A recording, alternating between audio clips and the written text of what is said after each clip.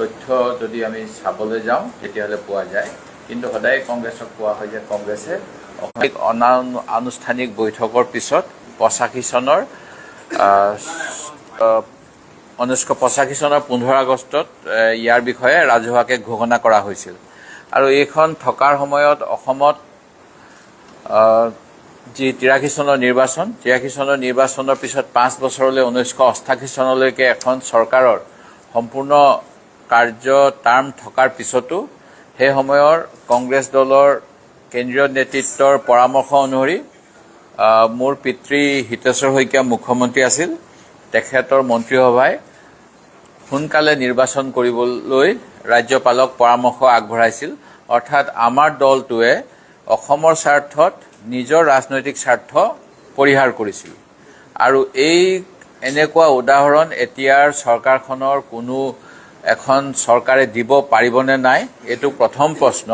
এই প্ৰশ্নটো এইকাৰণেই মই কৰিছোঁ যে ডিচেম্বৰ 11 তাৰিখ 2019ত নৰেন্দ্ৰ মোদী ডাঙৰীয়াই অসমলৈ আহিলে যেনেকৈ প্ৰথম শাৰী বাক্য নমস্কাৰ ভালে আছেনে বুলি সোধে, তেনেকৈ অসমীয়া ভাষাত এটা টুইট কৰিছিল যে অসম চুক্তি আখৰে আখৰে ৰূপায়ণ হ'ব, কোনো মানুহে ইয়াৰ বিষয়ে চিন্তা কৰিব নালাগে। সেই টুইটটো কৰাৰ লগতে কিন্তু সেইদিনাই অসম চুক্তিৰ ভংগ কৰি 2014 চনৰ ডিচেম্বৰলৈকে বিদেশী নাগৰিকক অসমত সংস্থাপন দিয়াৰ বাবে নাগৰিকত্ব সংশোধনী আইন কেন্দ্ৰীয় চৰকাৰে লোকসভা ৰাজ্যসভা অৰ্থাৎ সাংসদত গৃহীত কৰিছিল।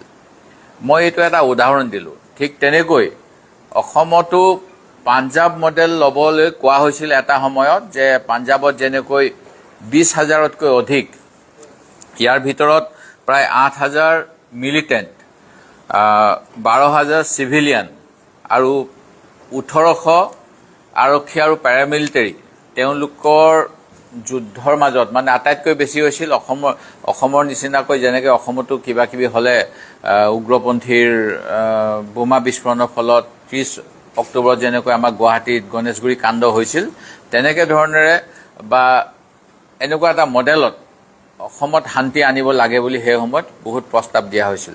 কিন্তু সেই সময়ৰ অসম চৰকাৰে, মোৰ পিতৃয়ে সেই সময়ত মুখ্যমন্ত্ৰী আছিল, প্ৰথমবাৰৰ বাবে আলফাৰ লগত আলোচনাৰ বাবে দিল্লীত প্ৰধানমন্ত্ৰীৰ লগত আলফাৰ কেইবাজনো নেতাক লৈ গৈছিল।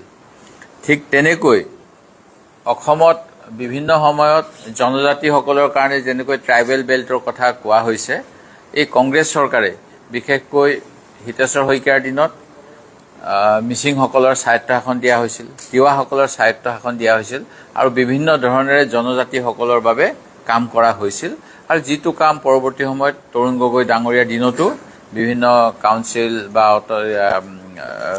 পৰিষদ গঠন কৰি কৰা হৈছিল, যিবিলাকক সদ্যহতে কিন্তু চৰকাৰখনে পুঁজি আবণ্টন নিদিয়ে। দ্বিতীয় কথাটো, আমাৰ 1996 চনত কংগ্ৰেছৰ চৰকাৰ, সেই সময়ত প্ৰধানমন্ত্ৰী PV নৰসিংহ ৰাও আছিল আৰু অসমত হিতেশ্বৰ শইকীয়াৰ কংগ্ৰেছ চৰকাৰ আছিল। সেইখিনি সময়তে কোচ ৰাজবংশীসকলক জনজাতিকৰণ 20 চনৰ পৰা এতিয়া এই কোৱা হৈছিল। কিন্তু নাগৰিকত্ব সংশোধনী আইনৰ 2016 চনত প্ৰস্তাৱনা হোৱাৰ বাবে তেখেতে এই আইনখন গৃহীত হোৱাৰ আগতে তেখেত আৰু অন্য 5জন সদস্যই পদত্যাগ কৰিছিল। তাৰ পিছতো বিপ্লৱ শৰ্মা ডাঙৰীয়াই এই কমিটিখনৰ নেতৃত্ব লোৱাৰ বাবে মই তেখেতক ধন্যবাদ জনাইছোঁ। আৰু ইয়াত কেইটামান কথা আছে, যিকেইটা কথাৰ বিষয়ে সভাপতি ডাঙৰীয়াই ক'লে। আপাৰ হাউচৰ কথা, আপাৰ হাউচ লাগে বুলি কংগ্ৰেছৰ যেতিয়া শাসন হৈ আছিল তৰুণ গগৈ ডাঙৰীয়াৰ সময়ত, আমি অসম বিধানসভাৰ পৰা প্ৰস্তাৱ প্ৰেৰণ কৰিছিলোঁ দিল্লীলৈ, আৰু সৰ্বদলীয় প্ৰতিনিধি দলো গৈছিল বিভিন্ন দলৰ বিধায়কসকলক লৈ। যোৱা সময়ছোৱাত মুখ্যমন্ত্ৰী সৰ্বানন্দ সোণোৱাল ডাঙৰীয়া আৰু বৰ্তমানে মুখ্যমন্ত্ৰীৰ দিনত অসম বিধানসভাত এই গুৰুত্বপূৰ্ণ বিষয়টো তেখেতসকলে কৈ আছে যে আমি অসম চুক্তিৰ বা এই বিপ্লৱ শৰ্মা কমিটিৰ সকলোখিনি ৰূপায়ণ কৰিম। বিধানসভাত এই বিষয়ত প্ৰস্তাৱ কিয় লোৱা হোৱা নাই? সৰ্বদলীয় বৈঠক বা সৰ্বদলীয় বৈঠকৰ অন্তত বা সৰ্বদলীয় প্ৰতিনিধি দল দিল্লীলৈ কিয় পঠিওৱা হোৱা নাই, এই কথাটো মই বিজেপি দলৰ নেতাসকলক আজি প্ৰশ্ন উত্থাপন কৰিছোঁ। ঠিক তেনেকৈ এই বিপ্লৱ শৰ্মা কমিটিয়ে অসমীয়া ভাষা, অসমীয়া সংস্কৃতি, অসমীয়া মানুহৰ অৰ্থনৈতিক, সামাজিক ৰাজনৈতিক অধিকাৰৰ কথা কৈছে।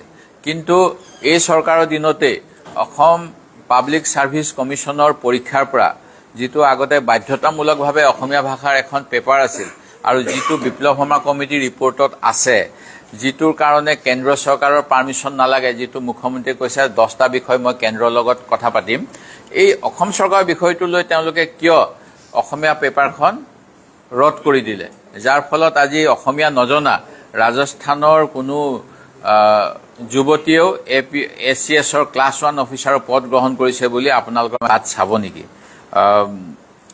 ডাইৰেক্ট একশ্যন ল'ব লাগে বুলি এজন বিধায়কে টিভি চেনেলত উল্লেখ কৰিছে আৰু কৈছে বাংলাদেশী মিয়া মুছলমানে মাটিবিলাক দখল কৰিছে।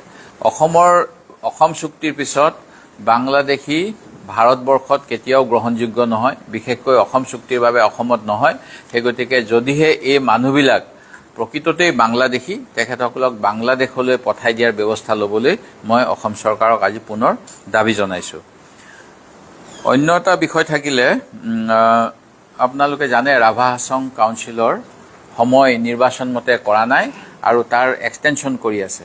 আৰু এক্সটেনশ্যন কৰাৰ ফলত এজন বিতৰ্কিত যাৰ চাৰ্টিফিকেট সন্দৰ্ভত প্ৰশ্ন উত্থাপন হৈছে, যিজন প্ৰকৃততে ওদালগুৰি শৰণীয়া উপাধিৰ বুলি কৈছে, তেওঁৰ পিতৃ নামত NRCত শৰণীয়া বুলি আছে, তেখেতসকলৰ মাটি বাৰীত উল্লেখ আছে শৰণীয়া বুলি, আৰু শৰণীয়াসকল ট্ৰাইবেল নহয় বুলি ইতিমধ্যে গুৱাহাটী হাইকোৰ্টে ৰায় দিছে।